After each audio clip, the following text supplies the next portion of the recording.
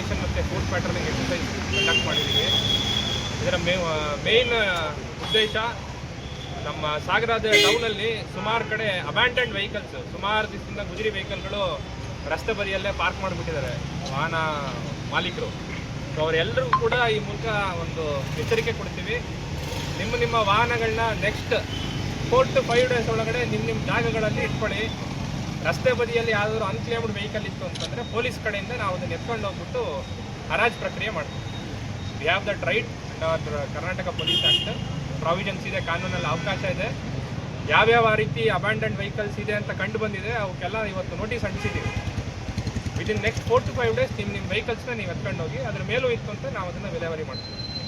ಎರಡನೇದು, ಸ್ವಲ್ಪ two ವೀಲರ್ಗಳಲ್ಲಿ ಸೈಲೆನ್ಸರ್ಗಳನ್ನ modify ಮಾಡಿಸಿ ಕರ್ಕಶವಾಗಿ ಶಬ್ದ ಹೊರಡಿಸ್ಕೊಂಡು ಪಟ್ಟಣ ತುಂಬ ಓಡಾಡ್ತಕ್ಕಂಥ ಒಂದು ಚಾಳಿ ಕೆಲವು ಹುಡುಗರಿಗಿದೆ. ಸೈಲೆನ್ಸರ್ಗಳನ್ನ ಮಾಡಿಫೈ ಮಾಡಿಸಿದ್ದಾರೆ. ಅಂಥದ್ದು ಒಂದು 2-3 ಪ್ರಕರಣಗಳನ್ನ ಇವತ್ತು ದಾಖಲು ಮಾಡಿದ್ದೀವಿ.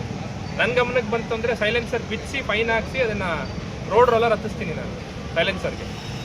ಇದೊಂದು ಸ್ಟ್ರಿಕ್ಟ್ ವಾರ್ನಿಂಗ್ ಕೊಡ್ತೀನಿ ಎಲ್ರಿಗೂ. ನಿಮ್ಮ ಯಾವ್ಯಾವ ರೀತಿ ಸೈಲೆನ್ಸರ್ಗಳಿದೆ ನೀವು ಗಾಡಿ ಓಡಿಸಿ ಬಿಡಿ.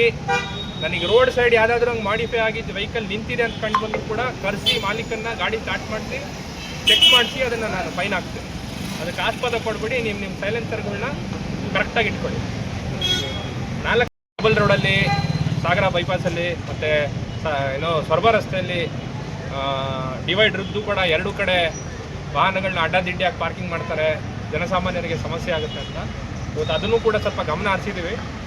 ಈ ಮೂಲಕ ಎಲ್ಲ ಸಾಗರದ ನಾಗರಿಕರಲ್ಲಿ ರಿಕ್ವೆಸ್ಟ್ ಮಾಡ್ತೀವಿ, ನಿಮಗೆ ನಿಗದಿತ ಜಾಗದಲ್ಲಿ ಪಾರ್ಕಿಂಗ್ ಸಿಗಲಿಲ್ಲ ಅಂತಂದ್ರೆ ಸ್ವಲ್ಪ ಮುಂದೆ ಹೋಗಿ ಎಲ್ಲ ಎಕ್ಸ್ಪ್ಲೋರ್ ಮಾಡಿ.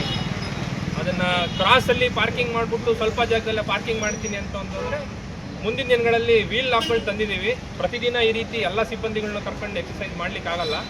ಒಬ್ಬೊಬ್ಬರು ಇಬ್ಬಿಬ್ಬರು ಸಿಬ್ಬಂದಿ ಬರ್ತಾರೆ, ವೀಲ್ ಲಾಕ್ ಹಾಕಿ ಹೋಗ್ತಾರೆ. ಆಮೇಲೆ ನೀವು ಸ್ಟೇಷನಿಗೆ ಬಂದುಬಿಟ್ಟು ಫೈನ್ ಕಟ್ಟಬೇಕಾಗ್ತದೆ. ಅದಕ್ಕೆ ಆಸ್ಪದ ಕೊಡಬೇಡಿ. ಎಲ್ಲರೂ ಎಚ್ಚೆತ್ಕೊಂಡು ವಾಹನಗಳನ್ನ ಸರಿಯಾದ ರೀತಿಯಲ್ಲಿ ಪಾರ್ಕಿಂಗ್ ಮಾಡಿ.